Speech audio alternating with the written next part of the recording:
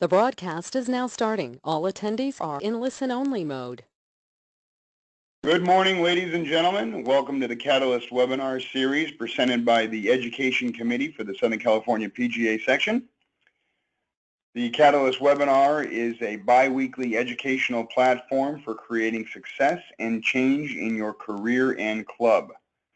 I want to welcome Mr. Jeff Harrison as our presenter today, presenting on video as a strategy. A little background on Mr. Harrison. Began his journey in the golf industry by getting the golf bug at age 15, went on to play high school and college golf, became a PGA member in 1997, and after a year of playing professionally in Canada, moved down to the Coachella Valley and became the head professional at Mission Hills Country Club, where he spent 11 years in that title. His online and digital career began at this point. Since then, he has used online paid advertising, email marketing, and video to grow La Quinta Golf Resort and PGA West as the Director of Golf Sales and Marketing. Even during the worst economic time since the Depression, he now owns and runs a digital marketing firm in La Quinta called Swing Point Media. His company helps local businesses find, communicate, and convert prospects into customers using the power of video and online advertising. Mr. Harrison, thank you very much for joining us this morning. John, thank you, and please, it's Jeff. Mr. Harrison makes me sound like I'm older than I feel. Well, thank you for joining us, everyone. I feel like this is a great opportunity. I've had the pleasure of speaking to maybe some of you online live when we've done things at the section office.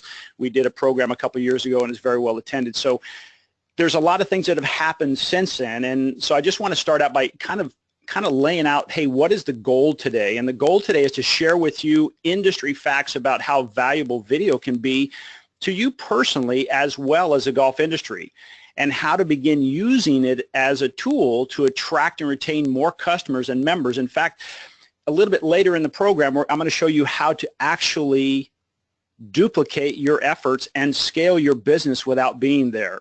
I'm sure there's a few of you that might like to do that and say, hey, how would you like to be making money when you're actually on a beach someplace, maybe in Cabo or Hawaii or your choice? You can do that now using video and the internet. The golf industry right now, with everyone here, the golf industry is poised to make a huge impact using this tool, but it's really kind of at a fork in the road, because it could be like a surfer who sets out in the water and they've missed that perfect wave, because video is here. It is no longer an option. It's written up in Forbes magazine. It's written up in all the magazines every day. I look at leading magazines and indicators, and video is no longer an option. We just don't want to read anymore. We want to watch what we see, and there's many reasons. We'll get into that. So 2 years ago, I spoke live at the Southern California Education Meeting. I talked about how 5 million videos a month on the subject of golf and golf-specific, meaning lessons, were being loaded to the YouTube. Now, because this is kind of an overwhelming number, let's just say the majority of this is random and infrequent without a strategy. So today, we'll take this amazing tool, and just like that student who gets a new hybrid or 60 degree for the first time, there's a time and a place where they work best. So let's begin. Video has really changed the way we do not some things, but everything. Video has really kind of become, if you think, it's the hub of marketing. It's like the starter at your courses. I mean, if you don't go through them, you don't get on the course. So without video, you stand a poor chance of anyone seeing your message. As an example, Google, when it comes to search, will give video a higher search ranking. Meaning, if you search for a golf instructor, for example, and the instructor only has written material on the subject. Let's say there's 2 instructors. One has only written material on the subject being searched for, and the instructor number 2 has several videos. Google will serve these in a higher placement called search engine results. In fact, we helped a local doctor in the Coachella Valley actually own the top 10 spots. So by using video, when this topic was searched, their ideal customers, the only real option was their practice, because in the top 10 results, which is typically what they return, it was only about this doctor. So you can dominate your field in a very short period of time. Imagine you create 10 different videos all labeled how to improve your short game and make more birdies. Then make 10 more different videos, maybe 3 or 4 on putting, chipping, pitching, maybe 1 or 2 on how to get out of the bunker. Who will appear as the expert? Well, you will. And these, I'm going to say probably 12, even as little as 6 months ago, the entry or the barriers into being able to do this was really challenging. Now, gosh, if you have a cell phone, a smartphone, and a microphone, you can make some incredible videos. Let's talk about the process, because it's also changing the way in which we serve up information. Let me ask you a question. Who would rather read a 1,000-word document about how to control distance when putting, or would you rather watch a 3-minute video where, let's say, John shows you and demonstrates how to control distance when putting? Yeah, that's usually what happens, just kind of crickets. Nobody really wants to read that 1,000 words. We'd rather watch that video for 3 minutes. Well, that's kind of the conversion. If you put a video out there for 3 minutes, it's like us reading. The statistics is actually 1,000,000 words, but I'm just going to use 1,000 to kind of keep it relative and something we can kind of wrap our minds around. Reading has become too difficult, too much resistance, and too much friction. Now, finally, video has the highest retention rate of any other form of content on the internet. That means if someone does search on your content via Google and then lands on a page with video and one written, video is proven time and again to be the one we tend to stay longer on. Not only will video capture and hold their attention longer, but it also has incredible staying power in the search engines. As an example, I looked up the other day when John and we finished a conversation, and I put in golf instruction. I think I put in the best golf instruction, not to sound conceited or anything. I said best golf instruction in Palm Desert, and I have 2 videos on there that are on the first page that are over 4 years old, and they're still ranking on the first page. Google tells us when a video appears in those search rankings, we are twice as likely to choose the video over, even if something is ranking higher but it's on the first page, we're more likely by 2 times to choose the video. So keep that in mind. If you're putting out blogs and you're not putting out video with that, you're probably going to get beat by someone like me who hasn't had a video out on that particular topic in over 4 years, but I'm still getting calls. People will call me and say, hey, I found you on the internet. And I'll ask, how come? And they say, well, I saw your video. So I want to go over some industry facts. And the first one is almost 50% of internet users right now look for videos related to a product or service before visiting a golf course or a store. And this is with Think with Google. So consider this. If someone is thinking about coming to your golf course, maybe they're from out of town, maybe they're from the Northwest, they're thinking, hey, we're going to come down, we're going to have a golf vacation. What do you think is going to happen? Well, they're going to look on the internet first, and we're going to do all of our searching before we actually decide to contact you. In fact, John and I were talking offline, and right now, statistically, and again, this was put out by Forbes about 2 weeks ago, and they said right now that 40% of all buying decisions right now are made without us interacting with a human being. We'd rather, and I want you to think about that. How many times do you buy something and you didn't even talk to somebody? You'd rather, hey, so go to Amazon and order what you need and not talk to anybody because you'd rather just, excuse me, just show up on your front doorstep. That's right now, 50% of users are doing that. 80% of consumers believe demonstration videos are helpful when making purchases. Do you think that is absolutely, that's like putting on a tee for us in the golf industry. This is so easy because think of all the things you can demonstrate that really will be helpful. Now I want to kind of take a little sidestep right here and just point something out. Many times when I'm working with local businesses, they're upset because no one is coming to their website. And the reason is because they don't know, the people that are their ideal customers do not know the name of that business. So here's the thing. Let's say, for instance, if I want to take a lesson and I don't know your name, how can I put it in? So the way to combat that is to think, okay, the people that are looking for me are looking to have what problem solved. This is something you should write down. Whenever you make a video, it should not be about you. It shouldn't be me beating my chest of how great I am. It's solving a problem that my ideal customer has. okay? By the way, if you have any questions, please don't hesitate to pop them in there. John will bring it in. This is something I do every day, and I've got great notes here, so I'm not going to get off track. Online shoppers who view demo videos are almost 2 times more likely to purchase than non-viewers. So again, take that back again.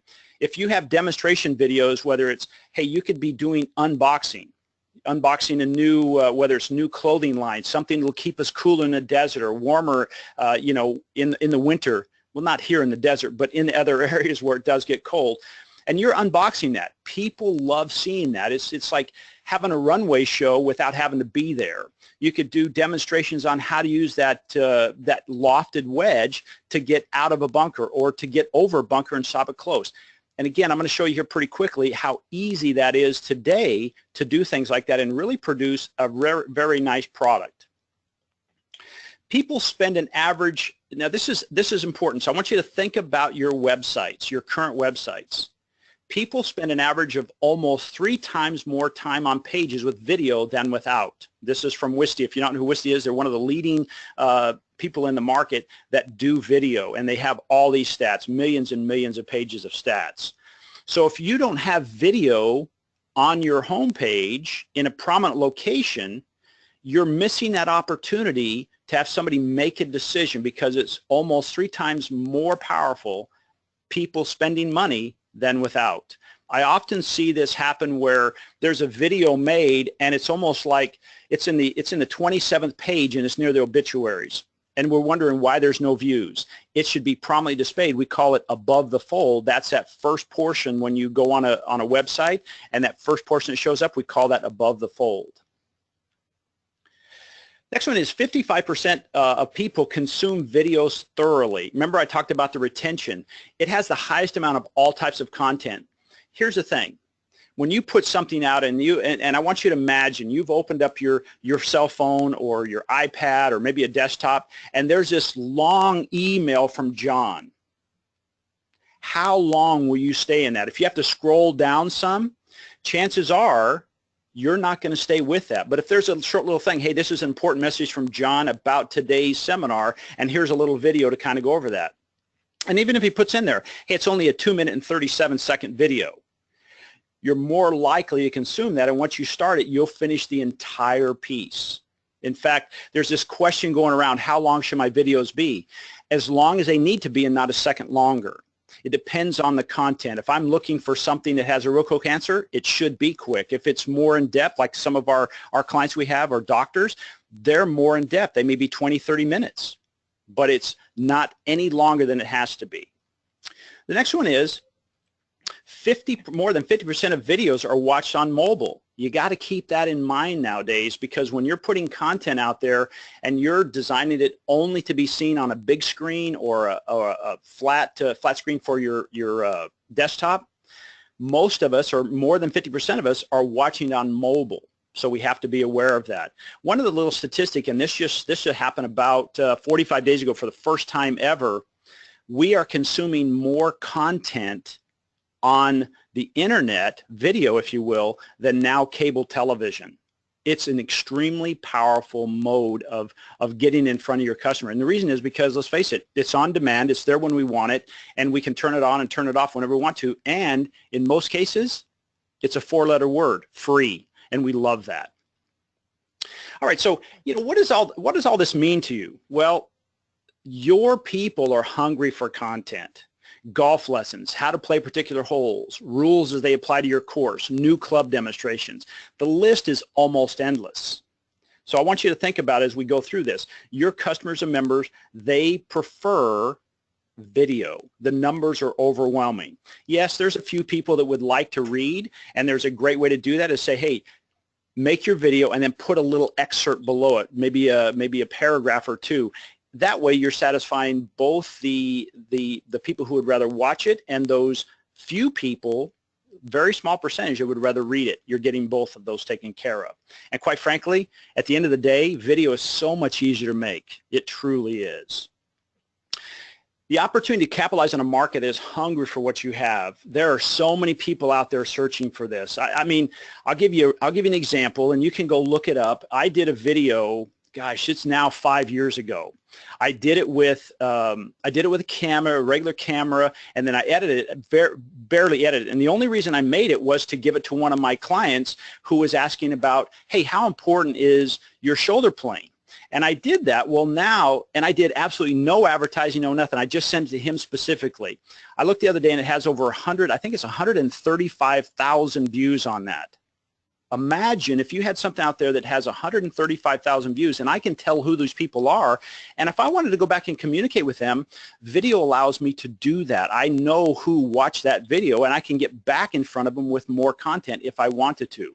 But that's wild that you can have something like that, unintended.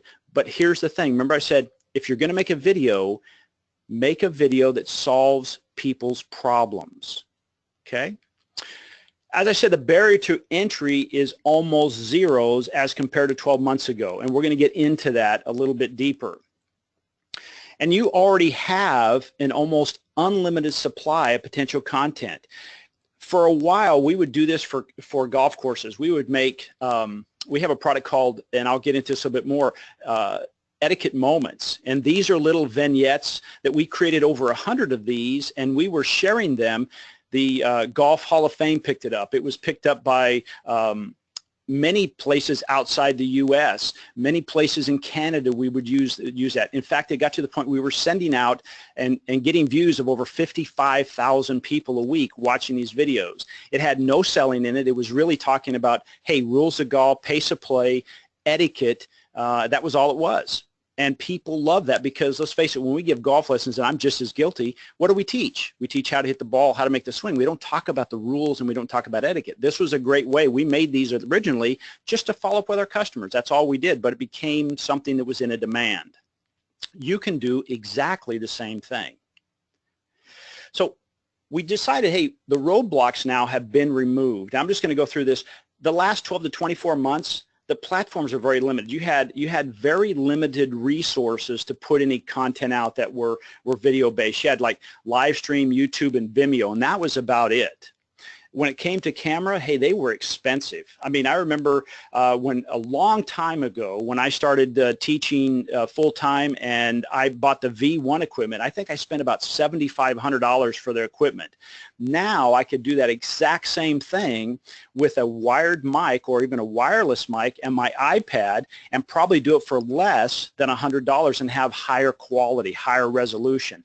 The game has really changed. So if entry into it is saying, hey, I can't afford it, hey, look in your, fill your back pocket or look in your purse. I guarantee you have one of the best video cameras available now. We call it a smartphone. That's a great way to do that. The sound options were poor. A lot of times we would do sound and it would just be off what we call ambient. It would just be off the mic of the phone. You can't do that anymore. Here's the thing. Statistically, people will leave your video faster because of poor sound and poor visual. And it reminds me a few years ago when there was a contest going on with the Golf Channel. I forget the name of that show. Maybe you can help me out, where they were looking for the next best golf instructor. And I think Michael Breed ended up winning this. And I watched a lot of those videos, and I couldn't watch him very much because the sound was so bad, wind noise, and they were so far away, it was just barely able to get what they were saying. Sound is important. Right now, you can, like I said, you can get a little attachment if you have an iOS. You do a little attachment that converts the sound and then hook on a microphone, a wired microphone for less than $30, and you have fantastic sound. You put that iPad or the iPhone on a tripod, and all of a sudden you basically have a TV studio in your pocket.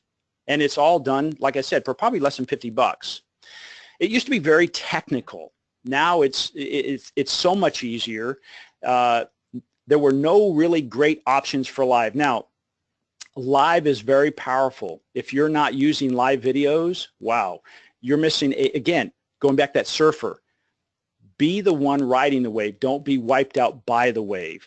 live video. We're doing live videos now probably 6 or 7 days a week. In fact, we're launching one on Monday that we're actually going to go from 10 o'clock in the morning till 4 o'clock, and every at the top of every hour, we're doing an education process about marketing. And we're doing that because it has been received so well. We're getting, somewhere in the neighborhood of between 1,600 and 4,000 video or views every time we go online. So this is a great way for us to attract our ideal clients. It was hard to get your videos seen. We call it distribution. Once you made a video, what do you do with it? That's it. We didn't know. Most videos, if you look on YouTube, most videos have less than 500 views. And even a greater portion of those have less than 50 views. The reason is because there is so many, it's like 300 hours of video are being uploaded to YouTube every minute. So if you're just saying, hey, if I make a video and I put it on YouTube, everybody will see me. Wrong. You have to do something about it. You have to distribute it. You have to let people know you're out there. So we'll talk about that. The editing, hey, it was complicated and it was quite expensive. Remember the first editing software we bought, several $1,000s, and I had to hire somebody to teach me how to use it. And now we've moved along, and it's so much easier. It's very much intuitive and user friendly. So these were the barriers just 12 to 24 months ago. Today, you have many robust platforms: YouTube, Facebook, Instagram, Vimeo. Those are just to name a few, but those are the ones that are popular. With Instagram as an example, maybe you didn't know that you can make videos and put on there. Facebook Live, you can go, and there's no limit on how long your video can be on Facebook. The cameras everywhere. Like I said, I already had talked about that. Your phones, they're easy to capture sound. Like I said, it's you can go online on Amazon and say, hey, I'm looking for a wired mic, and you can buy a nice wired mic with like a 25-foot extension on there for about, gosh, I think they're under $30, and the sound is outstanding. It's very simple. Just point and record. I mean, if you hold up your phone, you look and say, yep, there's a camera device. Let me just point and shoot. And here's the thing. Some of you may already have this, but YouTube said, hey, we want to get in this live game. We do a lot of videos on YouTube, but it's not what we call mobile. Now, about 3 months ago, YouTube came out and said, hey, if you have 1,000 subscribers on your YouTube channel, we're going to let you take this Capture app, and now you can do live videos on the go.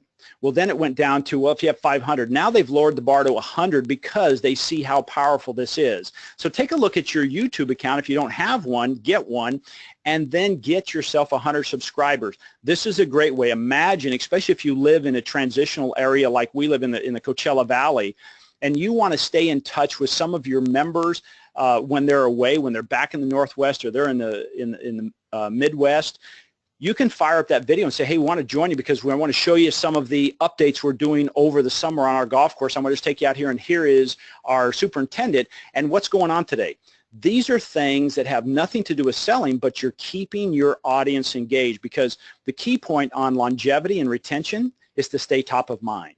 Video allows you to do, video allows you to do that. Like I said, the live options now are great. Facebook, you have what we're doing now. You have YouTube. We use Facebook and YouTube almost exclusively because, let's face it, they are the biggest dogs in the park, and so we use them exclusively. And we'll send out our feeds simultaneously to Facebook and YouTube at the same time. So we're hitting both audiences. Statistically, we see that YouTube tends to have a higher quality of audience. It's about a 7 to 9 times more people view YouTube than Facebook, and the people that are on YouTube have a higher quality about them. In other words, if you think about YouTube, what is it? It's a search engine. It's the second largest search engine on the planet. When you go to YouTube, what do? Are you just going there to watch cat videos, or do you go there for, hey, I'm looking how to solve a problem? That's typically what happens. Facebook, what are we doing? It's a social site. We're just kind of thumbing through. There is really no search on there yet. And all of a sudden a video pops up, it catches our attention, we watch it. Much different platform. One is what we call search, and the other is called interruption marketing. In other words, we're interrupting your day for this broadcast of this video. So YouTube is much more powerful because that audience is already in the right place. All right, the other thing is we now use paid advertising to support videos. video views, and I think my business partner's on the line at Swing Point Media, and we just put out a video the other day, 2 days ago, announcing our Monday show, and she was saying something like, now we're getting views for a penny a piece. That's right, I said a penny a piece. Imagine you putting an ad in the newspaper, and if all you did was paid for people looking at it, you knew they actually looked at it, how much would it cost you? I can guarantee you it costs you a lot more than a penny. TV, same thing, a penny a view. That's pretty impressive. So the reality, who can give me a definition of commodity? Because I want to talk about, hey, what really is happening in the golf industry? So think about the word commodity. Golf courses and their current advertising platforms. And by that, I'm talking about, I see things now over and over where golf courses now have really lowered their prices to try to get people in. As golf professionals and running golf courses, we know when somebody goes out, there's a hard cost of that, just like in a shirt. Hey, there's a hard cost in that. We don't give that away, but sometimes we don't think about that the same when it comes to the cost of a round. When you figure this out, you say, well, you know, it costs me between, let's say, $25 and $50 every time somebody goes out. So how can you afford to have $25 rounds? You know, it's hard to make that up in volume. So just an example here. This is recent, and this is put out, and it's Arrowhead Premier Golf Club. I don't mean to call anybody out. This is in Oceanside. Think about Oceanside right now, especially if you're here in the desert Southwest. It's hotter than a pistol out here. To go to Oceanside and get 70% off of this golf course and rounds, wow, that would be awesome. So for $84, 2 players with free same-day replay. So in other words, we can play all day for free at 70% off, and the carts are plus cart fees. That's pretty amazing. Now, if you're here in the desert, it's a little different. Desert Dunes, 64% off, $79 for 2 players. La Costa, again, here's a prominent name, but it's 50% off La Costa Resort and Spa. It's $229 per twosome special, including cart and free replay. So again, 2 people can go to La Costa, you know, PGA Tour events there at La Costa, and you can play there for $229 all day long.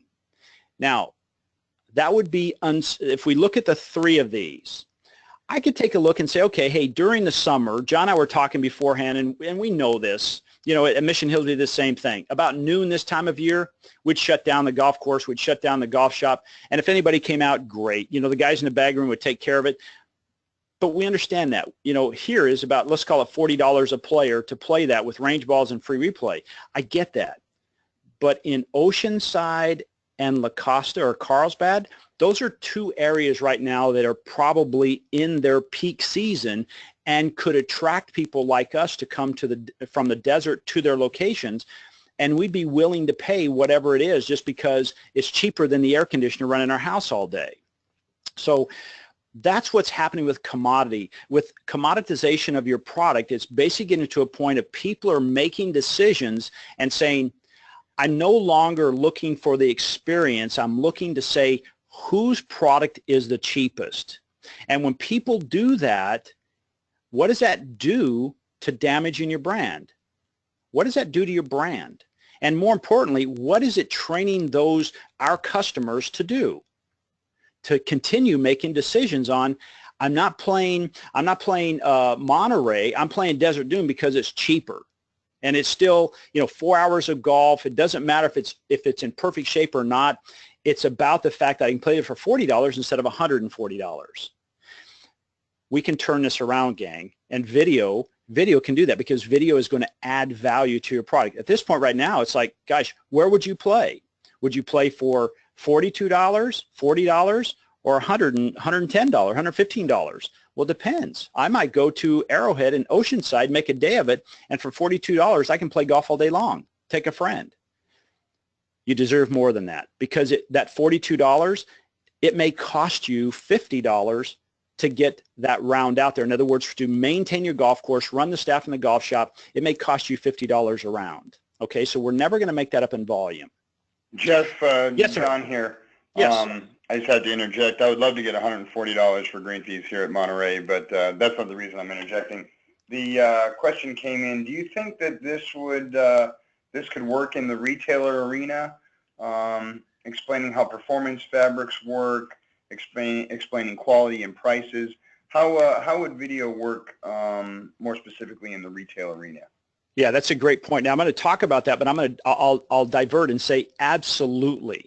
We see this tremendous. Like we did a function in the desert here, and we started doing it for a fashion show that was in Palm Springs, and we started doing videos. We did live every day prior to it going live and showing just what you're talking about. It's like a runway show that you could certainly do that. Like when you get somebody in, especially if you're talking to your warm market members or guests that have been there and you have their email addresses and you can invite them to this, you could basically say, hey, here's John. He's wearing this latest shirt from, and name the brand and what makes this shirt special. And then you talk about the fabric and you say, look at the fit. And this comes in, these are our colors, and this is the thing. If you like this and you already know your size, click the button below and we can box it up and ship it to you today. How cool is that? It could be just like we're doing today if you like what we're doing. And you could talk about the other colors. You could talk about the fabric, talk about what you have in stock. Absolutely. This is a great tool. Great tool, and it's not being used in our industry to its fullest, that's for sure. And there may be some people out there doing it, and I commend them, but I haven't seen anyone doing it. Does that answer your question, John? Yes, sir. Yes, indeed. All right. So is there an alternative? Well, yes. You have to decide who your market is. Here's what happens. I'm going to give you two examples. You're a fisherman. Or is it a fisher person? Let's call it, you just love to fish. And you have two options. You can put bait on a hook, or you can go out and grab this like a shrimp crawler, and you're just going across the bottom of the ocean, and whatever comes up, you spend a lot of time just culling through there. Stuff is not as valuable. We would rather say, hey, decide who your target market is, because this is critical, meaning if you're making a video and your target market are juniors, then you better speak to juniors. You better have a junior in that video so that they can immediately make a connection. You better talk like a junior. You better, when you talk about, yardages, and I know kids hit a long ways, but imagine they're only 10, so you're only talking about how to hit it, 200 yards, and you're talking about that. If it's for women, you better have women in there.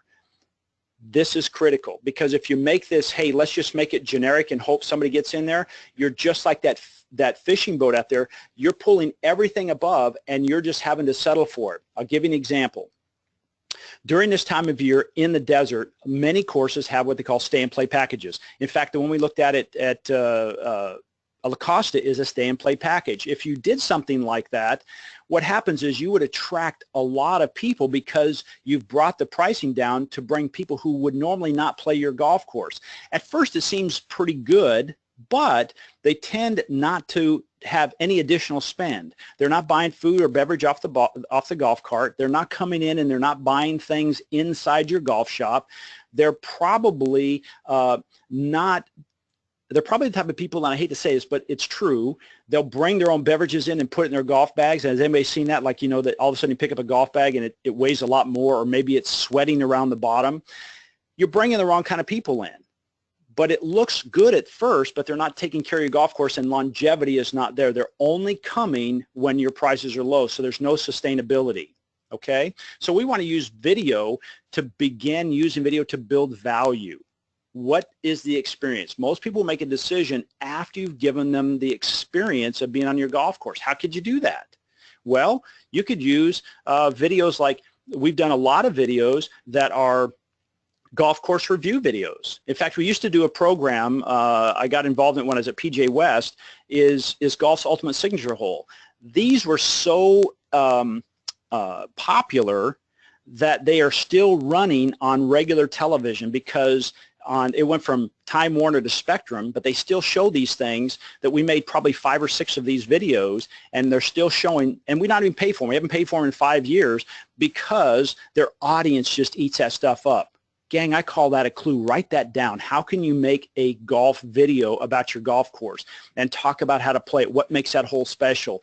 Talk about the quality of the green. Talk about, how well the rough is kept, or your mow lines, that type of thing, or a special type of sand in there. These are the kind of things that when people are searching, they'll say, I will pay more for that. And then put a testimonial or two in there at the end. Hey, this is Bob. He just got done finished playing. Bob, what was your experience? And they tell them. That's third-party endorsement, and people love that. They make those decisions. If you're not into that, think about something like Yelp or TripAdvisor. All those are just basically sites where people go and say, I'm about to make a buying decision. Is it worth my money? Absolutely. So you can use video to build that value.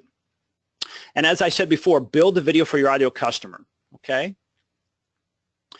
Companies which use video in their marketing grow revenue at 49% faster year on year than those which don't. Let me read that again. Companies which use video in their marketing grow revenue 49% faster than year on year than those which don't. It's time, like I said, you're at a crossroads. Do I use it or do I don't use it? If you could add 49% more revenue growth in your golf course, think about the things it could do for you. What could it do for you? It could maybe get you a raise because you brought it aboard and you made a difference. These are things that you can do starting today. So I want to just kind of go over some topics, and some of these topics are things that I've done in the past. We've had great results from it. So how-to videos are the most popular and most highly searched on the internet. How to think about that. How to stop, how to stop three putting. How to control my distance when I'm putting. How do I direction. My ball's not going where I want to and I can't make it stop. What if you made some videos about that? We did this, and we, again, most of the time when we made these videos, it was to support the lessons we gave, and it would just be a reminder. And these people loved it. They just cherish these things. I used to have people today come back and say, guys, I still go back and watch that video, and it still is relevant today. We call that evergreen content. It's not something that spoils on the shelf. It's like, hey, distance control is distance control. Right? Direction control is the same thing. You could make videos on putting, make videos on chipping, how to define what is a chip shot, which is a better option, how do you control the distance there. How about rules? There are currently 34 rules in the golf, in the rules book. That's 34 videos. Now on the right side here, I just pulled this up on the internet, and it said there's 999 questions on the rules of golf. You could do just that. Take those questions that are already there for you and answer them. How cool is that? That's almost 1,000 videos. Remember I said we had a client who dominated the first page? What if you did something like that? What if you gave those out to your members and there was a weekly video that you sent out? Do you think you'd have a membership or people who are playing your golf course that are now more educated in the game of golf? Absolutely. Okay? So these are just some things. What about etiquette? Anybody ever show up in the wrong dress code? How about, when you're putting, does anybody stand in your line? How about they walk on your line? Where are they supposed to, what are they supposed to do? Who's supposed to get that flag stick? All these are etiquette videos that you can make. And you guys and gals on here today are the experts at this. You can start this today and start making a difference. All these are what we call building value videos, and they're attraction videos. How about pace of play? How would you like to show your guests before they come out? They sign up online and immediately they get a video showing about pace of play, how important it is at your golf course. What if you created special situations on your golf course, like local rules, things that are important to you, that don't occur as a general rule, but you have a local rules? And we talked about, how about on-course playing lessons, where you take another member of your club and you're saying, hey, we're out here with Sally and we're talking about how to play number 7, and this hole tends to eat up everybody's shots because of the water. It looks like it's, water is so dominating, but this is a 7,000 square foot green. How do we get on this? And you could show that. People love this stuff, and we're not doing it, gang. As I said, let's call these attraction and nurturing videos. Both of these, or all these we talked about, will attract your ideal client, and then you can also use them for nurturing. We have, like I said before, we have over 100 of these etiquette moment videos. They've been going now for, I think, about 3 years, and they're on autoplay. So if you signed up for Etiquette Moments, you would, for the next 100 weeks, you would get one of these videos every week. And then it would start over again because, hey, in 100 weeks you forgot you watched that first one, or maybe it's time to be reminded. So this is something you can do. Every one of these videos you should put in the library and start using it as a nurturing video.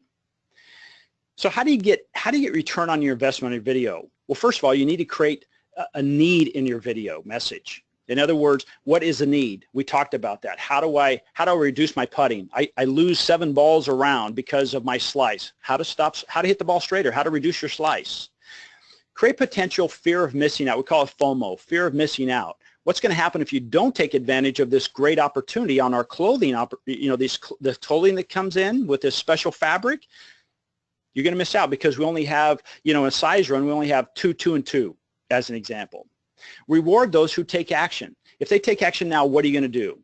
Maybe as an example, let's say, for instance, if you're needing to attract new people, what about those people who maybe you're going to have a contest, online contest, and everybody who answers this question is put in a raffle, and at the end of the month, you give away a round of golf for 4. Everybody wants to get a round of golf for 4. And there's a reason for it, because now you're building that audience that now you can start using some of these videos you made to stay in touch with them. Is this making sense?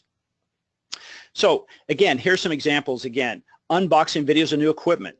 Man, we have new equipment coming online all the time. Why would I update my current Callaway to the new one that's coming out, or my 2-year-old Callaway? It seems the same.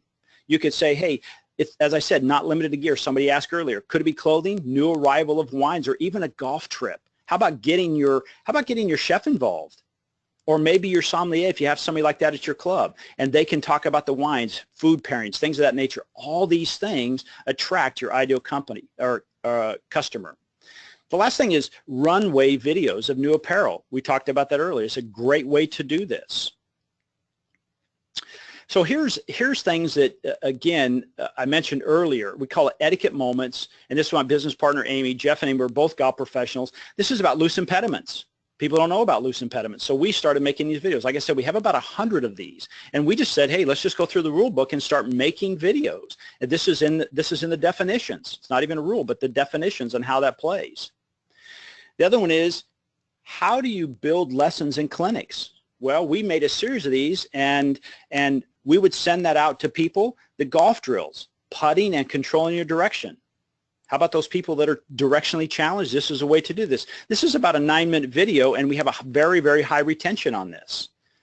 The next thing we talked about is, early on, we said, how can I take my business if I'm a teacher, and how can I scale it so I can give more than one lesson at a time? Well, this is something we've done.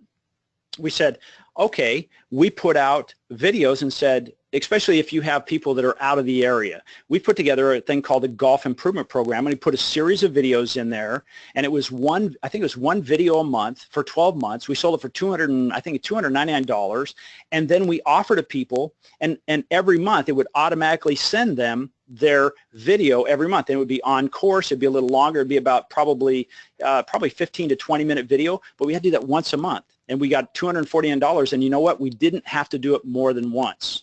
So this is a great opportunity for you to say, let me take what I do, let me scale it up. You can do this in any area of your business, gang, whether it's selling shirts, it's selling equipment, it doesn't matter, excuse me, or selling your service. So now what? Well, here it is. Define your ideal target audience. Discover their likes and dislikes and challenges, because this is your biggest clue. What's their pain point? Think about when you go to the driving range and you ask somebody in a lesson, what do you ask first, or hopefully you ask before you start giving advice? What's the biggest challenge you're having? Then you know where to start, right? Well, I get tired of, I can't get the ball in the air. Oh, great, so it's a contact issue. You're saying this in your head.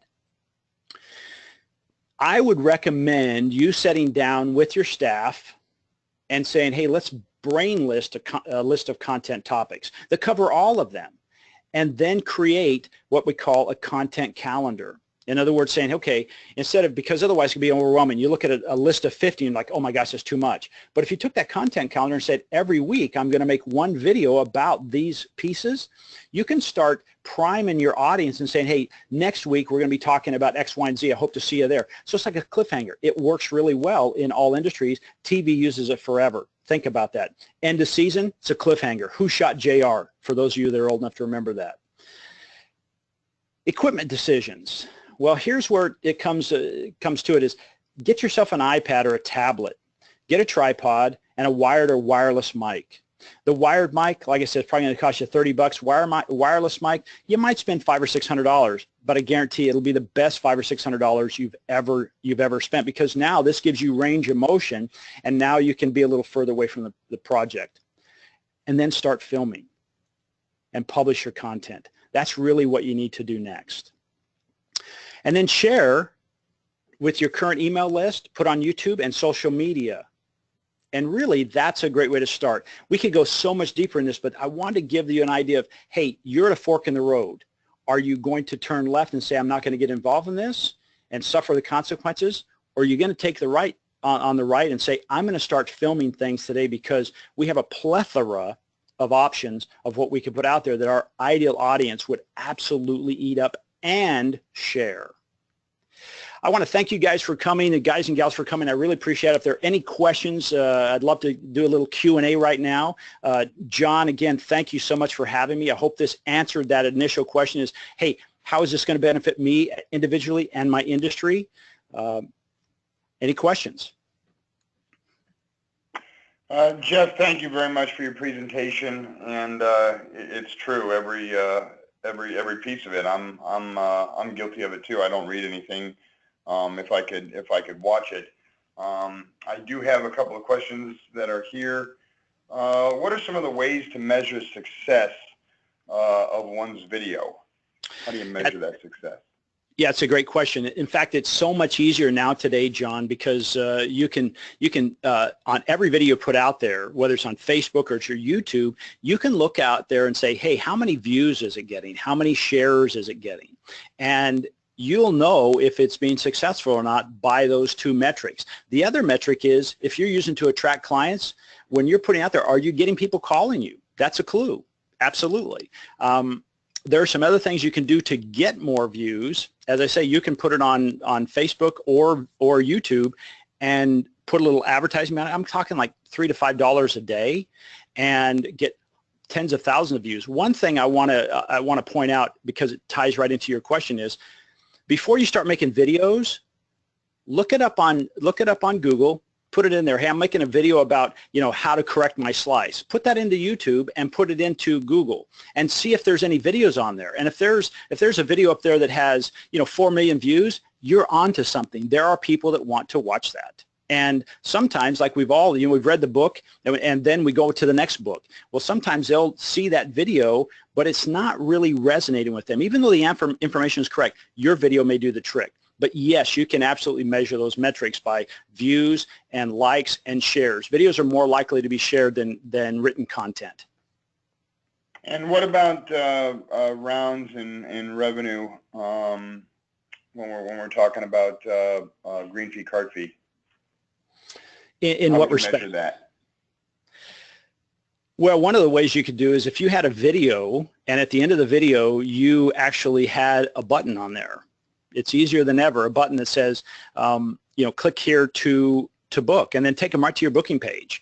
Well, you can put a tracking code on there to say, hey, I know Jeff Harrison came to my golf course with this foursome because of my video, and I can real easily link it right back to that and say, hey, now I noticed that, 27 people this week or 27 tee times this week came because of my video.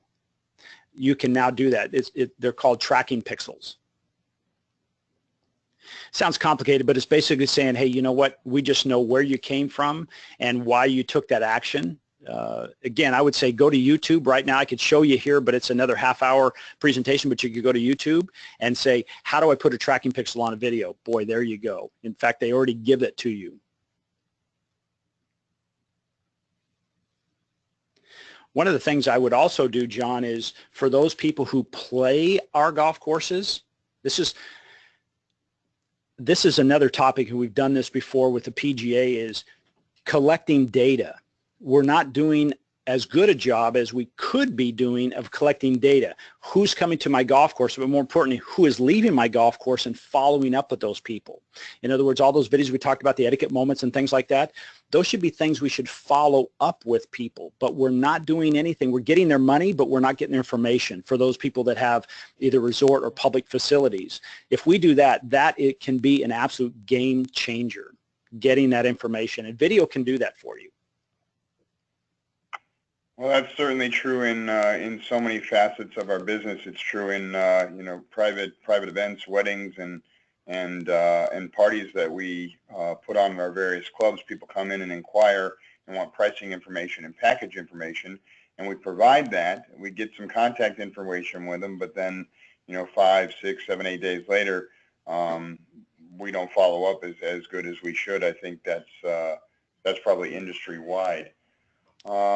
In terms of gathering stats on the impact of video increasing revenue, how does one gather that? Is that where they would seek out your services? Yeah, you could. You could go to things like MarketWatch, or excuse me, Marketing Land. It's a daily publication, and you could see how you could do things like that. You could employ companies like HubSpot, and they would track that information for you. We could help you with that, absolutely. And you know, the worst thing about it is the worst feeling is you put something out and you have no way of knowing, does it work or not? Is it working or not? Because as I say, video is easy, but it still takes time. Right? There's no reason to go out and pound 1,000 balls if you all of a sudden you're not hitting it any better. It's not worth going out and hitting another 1,000 balls. You know, you need to see some feedback. So absolutely, we can help you with that. You know, one of the things, just kind of tying back in that last question, is we have a client we're filming this afternoon. He's been a client for a couple of years, and we're shooting probably between 10 and 15 videos this afternoon. They're all FAQ questions. They're 3 to 5 minutes. He's on the camera. We're going to use it 2 different ways. You could do exactly the same thing. What's going to happen is his salespeople, when they get inquiries in, they may answer that question, but then a way to follow up is to send that exact video with that same answer from the doctor. And now it really confirms whatever that person, the conversation had on the phone, it validates how strong that information is because it's consistent. You could do exactly the same thing. Exactly the same thing. And these are like, you know, think about the frequently asked questions you have when you're standing in shop and Mrs. Jones comes through and asks those questions over, and then Mrs. Smith, you know, they're all the same. Well, how about if you had those frequently asked questions and they were short, to the point, on your website? And then when she calls in or she comes by, you could actually send that to her, so when she gets home, it's already in her email, and now she knows about that. The cool thing about it is she stands to share that with her friends and the people she plays golf with, because I guarantee you they're talking about the same thing. And where would you suggest starting first? On your web page, or you should go directly to YouTube and Facebook? Where would you initially start to post?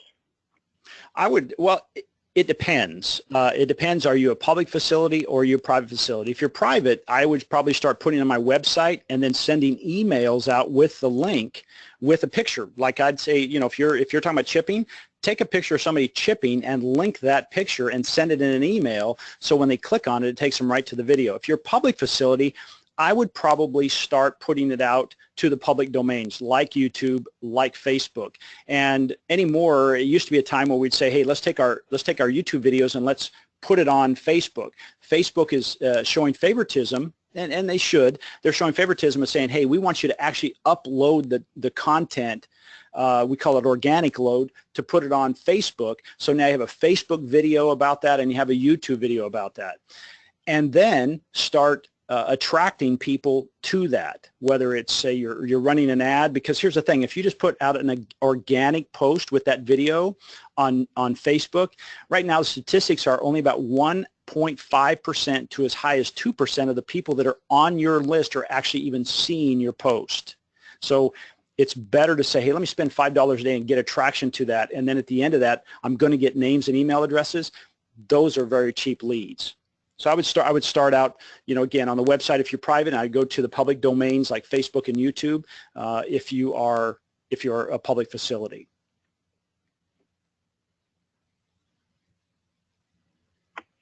And I think I've got one more here, Jeff.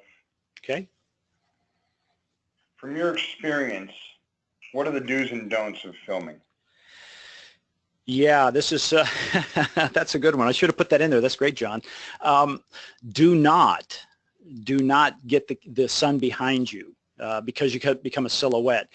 we call it three-point lighting. That means basically you have 3 points of light, but most of the time you can do this. And notice I didn't put on the list of things that you should have was lighting, because we are blessed because most of our activities can happen outside or in a well-lit ballroom or kitchen. So what happens is we want to have the light, if you will, off our 45. So we're looking at the camera straight on, but 45-degree angle, we have the sun on our face. That casts a nice natural shadow on the opposite side of our face, and it gives good lighting. So I see that's probably more than anything, that's probably the number one snafu, is they put the sun behind them because they don't want to squint, and instead of putting it off their 45. The other thing is, if you're outside, I know sunglasses, you want to have those on, but I would appreciate you taking the sunglasses off, because we want to see your eyes. That's, you know, the people make decisions for 3 things. They know, like, and trust you. If I can't see your eyes, you strip that away and I can't really see you, especially if it's the first time that I'm seeing you. The next thing is poor audio. People saying, well, I'm just going to put it on my phone or my iPad, and I'm just going to get ambient sound, and it's very echoey. So I would say, hey, invest in the $30, get yourself a plug-in mic, put it on, it's called a lapel mic, put it on your shirt, and then test that audio. That's probably the third thing.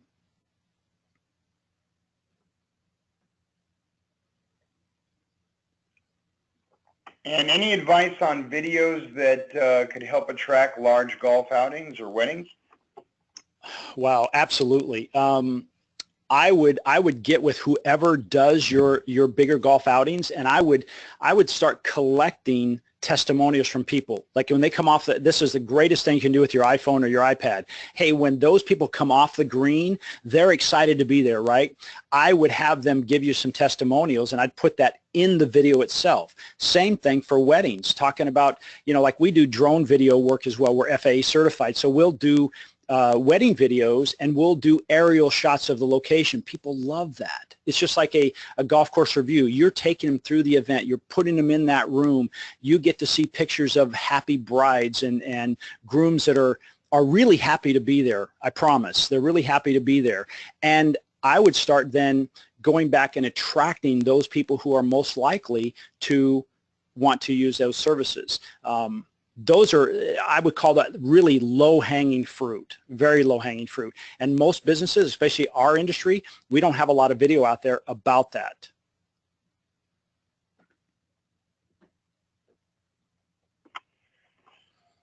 Well, Jeff, that is just about all the time we have this morning. I want to thank you very much for your time and your expertise in educating the section this morning.